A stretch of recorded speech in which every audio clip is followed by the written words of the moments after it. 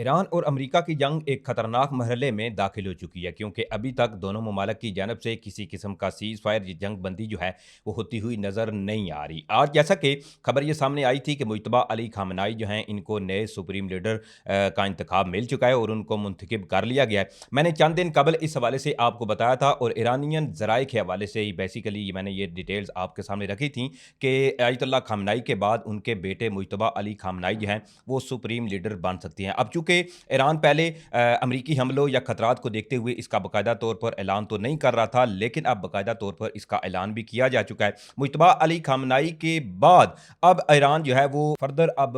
मजीद कार्रवाइयाँ जो है वो करता हुआ नजर आ रहा है। ईरान की जानब से कुछ नए जो हमले हैं इनकी तफसीलात भी आपके सामने रखूंगा और दूसरी तरफ सऊदी अरब से बड़ी कुछ अनयूजुअल और बड़ी ही तशवीशनाक इस वक्त खबर सामने आई है, जिसमें पहली मरतबा ईरानी हमलों के बाद एक नुकसान की इतला भी सामने आई और साथ साथ अमेरिका की जानब से अपने तमाम अमले इसके अलावा शहरियों के लिए एडवाइजरी जारी की गई है। इस हवाले से भी तफसीलन गुफ्तगू करेंगे। जल्दी से जिन लोगों ने मेरे चैनल को सब्सक्राइब नहीं किया वो चैनल को सब्सक्राइब करें, साथ में बेल नोटिफिकेशन को लाजमी ऑन करें ताकि नई आने वाली वीडियोज़ का नोटिफिकेशन आपको टाइम पर मिलता रहे। वीडियो को आपने ज़्यादा से ज़्यादा लाइक करना है, शेयर करना है और कमेंट्स में पाकिस्तान जिंदाबाद का नारा लिखते हुए ईरान और अमेरिका की जंग के हवाले से आप क्या सोचते हैं या आगे क्या हो सकता है, इस पर अपनी कीमती राय जो है वो आपने लाजमी देनी है। नाज़रीन किराम, मशरिक़ वुस्ता में ईरान और अमेरिका की जंग के जो बादल हैं वो मज़ीद खतरनाक होते हुए नजर आ रहे हैं क्योंकि जिस तरह से अमेरिका की जानब से ईरान की ऑयल डिपो के ऊपर हमला किया गया तो उसके बाद इतना ये खतरनाक और शदीद हमला था, जिसके बाद धुएं की वजह से जो बारिश हुई तो इसमें भी जो काला धुआं या मुख्तलिफ बैक्टीरिया थे वो ज़मीन पर जो है वो बरसते रहे। अब इस सूरत हाल के अंदर सबसे पहले हम बात करें सऊदी अरेबिया के हवाले से। सऊदी अरेबिया के हवाले से जी इस वक्त हालात जो हैं वो चूँकि इंतहाई कशीदा हैं, तो इस तमाम सूरत हाल के अंदर अमेरिका की जानब से एक इंतहाई अहम एडवाइजरी जारी की गई है और ईरानी मजीद हमले या इस वक्त खिते में एक नई टेंशन या खिते में मजीद कशीदगी बढ़ने के खतरात को देखते हुए अमेरिका की जानब से अपने तमाम जो शहरी हैं सऊदी अरेबिया के अंदर उनको फौरी तौर पर सऊदी अरेबिया छोड़ने का हुक्म जो है वो जारी किया गया और ये चीज़ें बताती हैं कि चीज़ें अब फर्दर जो है वो ख़राब होती हुई नज़र आ रही हैं। अब सबसे पहले इस वक्त सूरत हाल एटमी हमले की जो बातें हैं वो भी अब होने लगी हैं। अब चूंकि अमेरिका को काफ़ी जो है वो इस वक्त टफ टाइम मिल रहा है और काफ़ी इस हवाले से चीज़ें जो है वो सामने भी आ रही हैं कि ईरान की जानब से जो अमेरिकी अड्डों या अमेरिकी असासों के ऊपर हमले किए जा रहे हैं वो बड़ी चीज़ें अलार्मिंग है। अब इस सूरत हाल के अंदर अमेरिका की जानब से ये खदशात ज़ाहिर किए जा रहे हैं कि इसमें अब अमेरिका के पास जो लास्ट ऑप्शन बचता है वो एटमी हमलों का है, चूँकि अब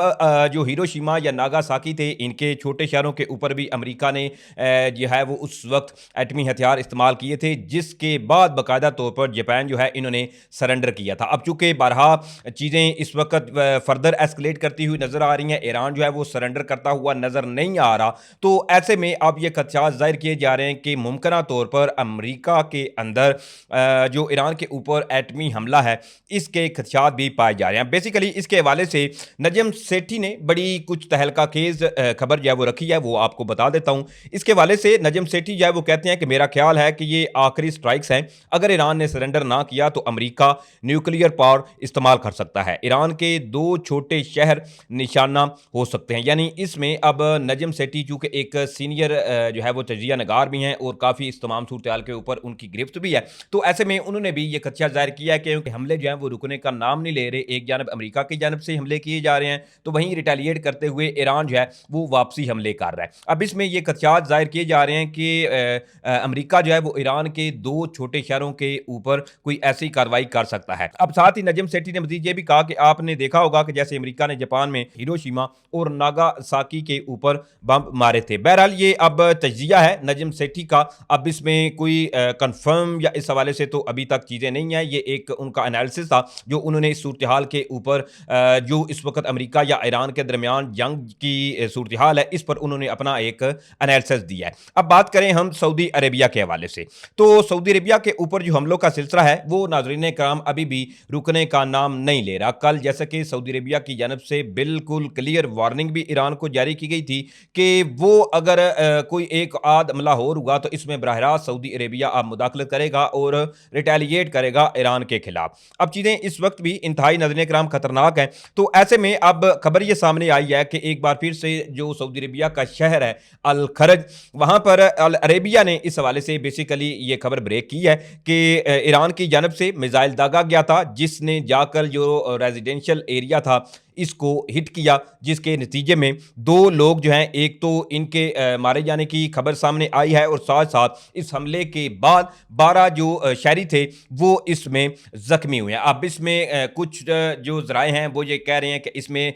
क्योंकि अभी तफसीलन इस हवाले से खबर सामने नहीं आई, इसमें कुछ बंगाली जो है वो बताए जा रहे हैं, बांग्लादेश के लोग थे, इसके अलावा पाकिस्तानी जो हैं वो भी बताए जा रहे हैं जो कि इस हमले में मुतासर हुए हैं। और ये चीज़ें इंतहाई नाज़रीन किराम खतरनाक मरहले में इस वक्त दाखिल होती हुई नजर आ रही हैं। अब दूसरी तरफ ईरान की जानब से बहरीन की बापको जो ऑयल रिफाइनरी है इसके ऊपर भी हमला किया गया। अभी मैंने आपको किम जोंग जो है उन्होंने किस तरह से मुजतबा अली खामनाई के साथ स्टैंड लिया है उसके बारे में भी आपको बताना है। पहले जरा बहरीन के हवाले से ये खबर सुन लें। बहरीन के हवाले से ये खबर सामने आई है कि ईरान की जानब से जी मुजतबा अली खामनाई का जो ऐलान हुआ कि वो जी नए सुप्रीम लीडर होंगे, तो उसके बाद ये हमला किया गया जिसमें जो बापको ऑयल रिफाइनरी थी इसके ऊपर ड्रोन हमला किया गया है। अब इसमें एक तो जी खबर यह भी सामने आ रही है कि इस हमले के बाद जो ऑयल तनसीबात हैं इनके ऊपर हमले हो रहे हैं, तो इसमें तेल की शार्टेज है वो ऑलरेडी अपनाई हुरमस की वजह से काफ़ी पाई जा रही है, जिसकी वजह से तेल की कीमतें अब आसमानों से मजीद अब बातें करती हुई आपको नजर आएंगी और तेल मजीद जो है वो महंगा होगा। अब इसमें साथ ही साथ खबर एक और ये भी सामने आई है कि मुजतबा अली खामनाई के इंतखाब के ऊपर प्रेसिडेंट डोनाल्ड ट्रंप ने क्या कहा है वो भी आपको बताता हूँ। पहले ज़रा जो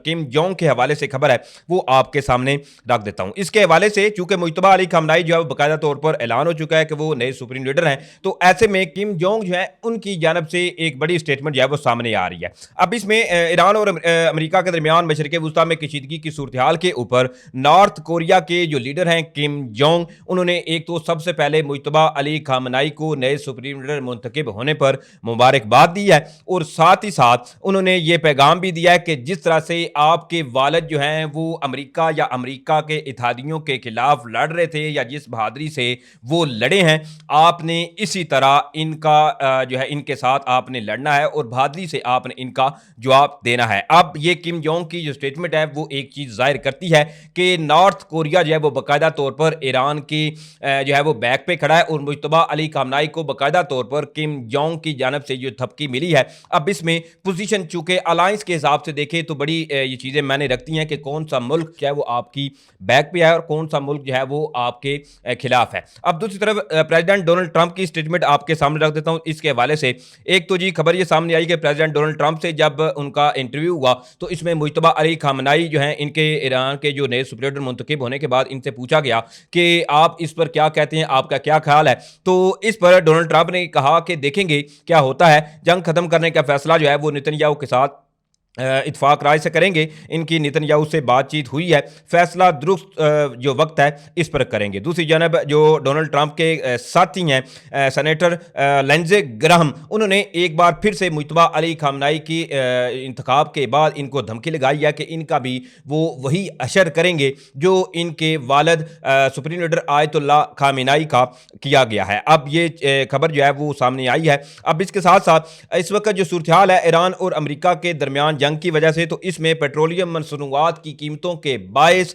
बांग्लादेश की जो है वहां पर इस वक्त मुकम्मल तौर पर यह खबर ये सामने आई है और राइटर्स की बेसिकली ये खबर है कि यूनिवर्सिटियां जो है वो बंद करने का ऐलान किया गया। अब इसके हवाले से खबर ये सामने आ रही है कि बांग्लादेशी हुकाम का ये कहना है कि मुल्क में ईद की तातीलात की वजह से पहले शुरू करने का फैसला किया गया है और आज से मुल्क भर में तमाम सरकारी और निजी यूनिवर्सिटियां ईद तक बंद रहेंगी। हुकूमत का यह भी कहना है कि यह इकदाम मशरिक़ वुस्ता में जारी तनाज़े के बायस पैदा होने वाली तवानाई बहरान के तनाजर में उठाया गया है ताकि बिजली और ईंधन की बचत की जा सके, क्योंकि इस वक्त ये चीज़ें जो हैं वो बड़ी ख़तरनाक हो चुकी हैं। एक तो तवानाई का बहरान जो है वो मज़ीद शिद्दत इख्तियार करता हुआ नज़र आ रहा है। कतर भी कह रहा है कि हम जो है वो हमारी बस हो चुकी है और साथ साथ कुवैत भी कह रहा है और साथ साथ जो बहरीन के अंदर बापको ऑयल रिफाइनरी थी इसके ऊपर ये सेकंड हमला हुआ है, ईरान की जानब से ड्रोन जो दागे गए थे और दूसरी तरफ जो पानी की तनसीबात हैं उनको भी ईरान की जानब से निशाना बनाया जा रहा है। बहरहाल लेट्स सी कि अब